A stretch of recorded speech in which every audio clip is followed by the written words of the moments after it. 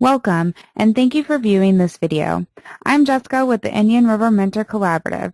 I've created a series of videos to help mentors who may have missed out on some initial training or just need a bit of a refresher. This video discusses the roles and responsibilities of a mentor. So, let's dive in. The first question is a mentor a parent? No, mentors cannot and should not be a replacement for a parent. They are not required to provide for the child's needs and are not required to discipline the child. Is a mentor a peer? Nope. While mentors and mentees should make decisions together, the mentor is still responsible for the safety of the child.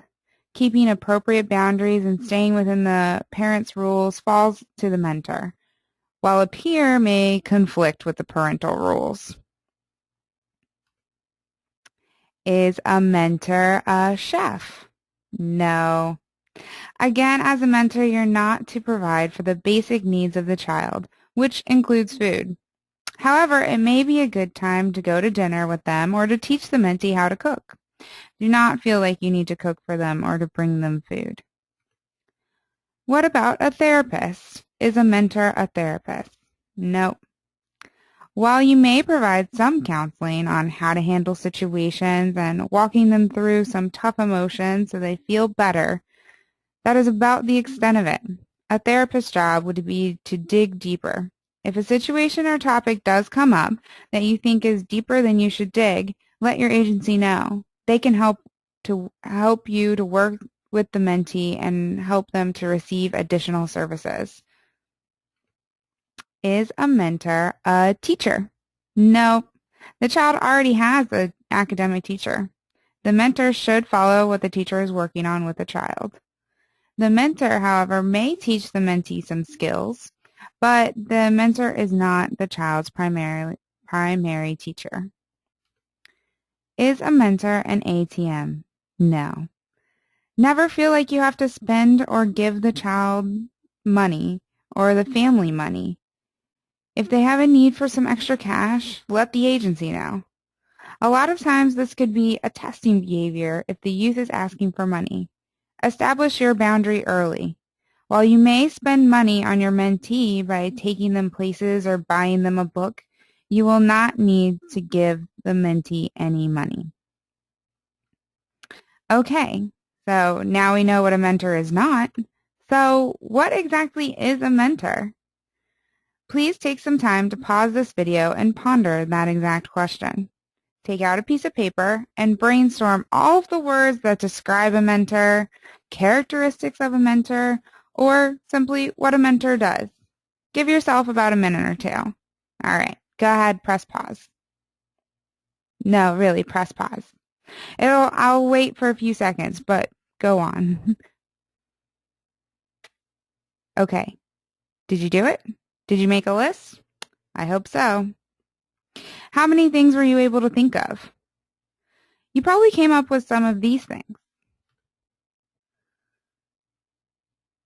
A mentor is a lot of things to a child. Just to sum up, a mentor is a trusted friend, a positive role model, and a nurturer of possibilities, which just means that they help advocate and motivate so that the mentee has opportunities. Now, what about the responsibilities of a mentor? Mentors have the responsibility to keep appropriate boundaries. Boundaries can be thought of as something that marks the farthest limit that has been reached. A physical boundary might be a fence. Mentors also must monitor their boundaries and make sure that they keep them up. There are different kinds of boundaries that mentors must be aware of. Time is the amount of time you're willing to spend with the mentee, how often you meet, and at what time of the day. Again, money. Mentors are not required to spend money on their mentees. However, when you do things out in the community that might happen to be spending money on them, it is important that mentors establish a budget early on and stick to it. Mentors and mentees may also have boundaries around how they communicate to each other outside of visits or during them. For instance, the mentee may only want the mentor to text them, or the mentor may only want the mentee to contact them in the evening times. You may have boundaries during the visit on how close you sit while talking or the things that you want to talk about. Self-disclosure is talking about yourself.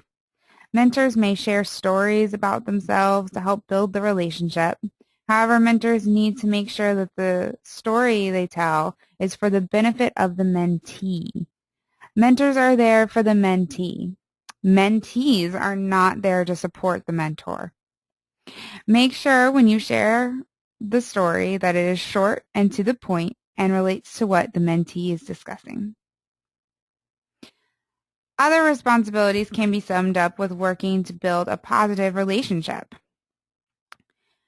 Mentors must follow the agency guidelines. Be consistent because consistency is key when forming and maintaining a relationship.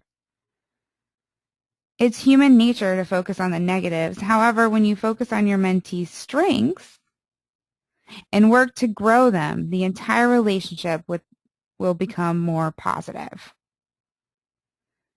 Seek understanding first means that before we make any kind of assumptions or jump to any kind of conclusions, a mentor will put themselves in the mentee's shoes and attempt to understand why the mentee acted the way they did.